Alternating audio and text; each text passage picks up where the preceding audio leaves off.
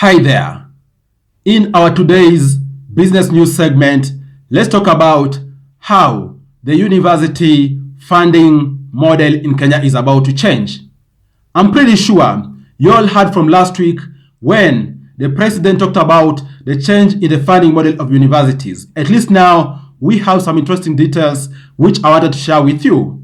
You are all much welcome to the Money Daily YouTube channel. My name is Afagza Sifuna.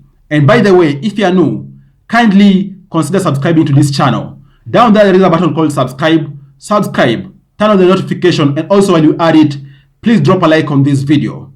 Thank you. You know, traditionally, the government, actually from years back, talking about even 40 years back, the government used to fully fund university students. You know, they used to go to school, everything catered for, where they stay, their meals, their tuition, and so forth.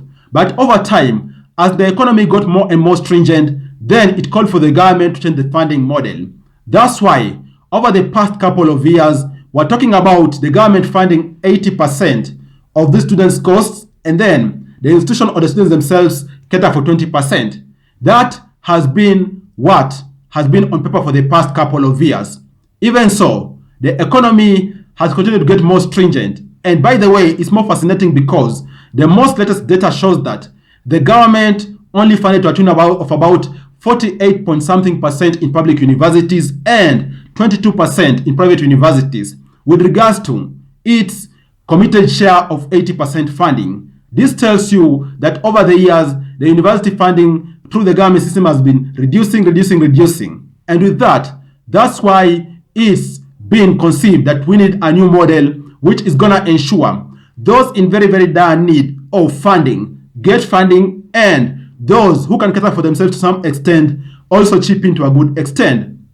By the way, before this new proposed model, funding model was anchored on something called DUC, differentiated unit costs, whereby all the students out there used to get equal amount, whether needy or not, as long as you're in the university and you're also pitching for government funding, used to get exactly the same amount.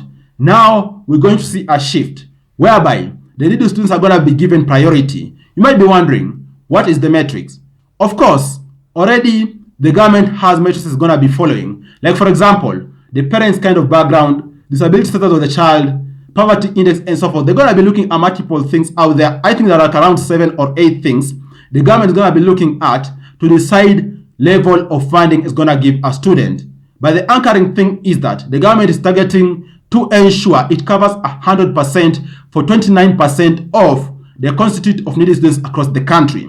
Because in any given cohort, about 29% is very, very needy.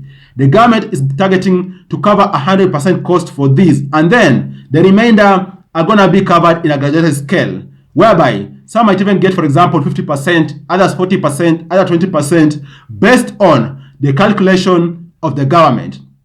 Of course, the merit index is going to be determined by the government so as to know the extent which is going to be funding different students out there.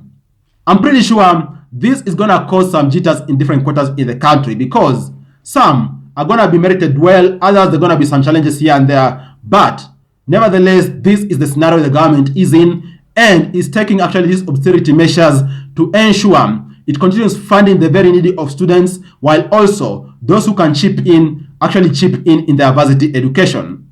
What do you all think about this? Thanks a lot for watching. I look forward to share with you other awesome videos next time. Bye bye and you all take care.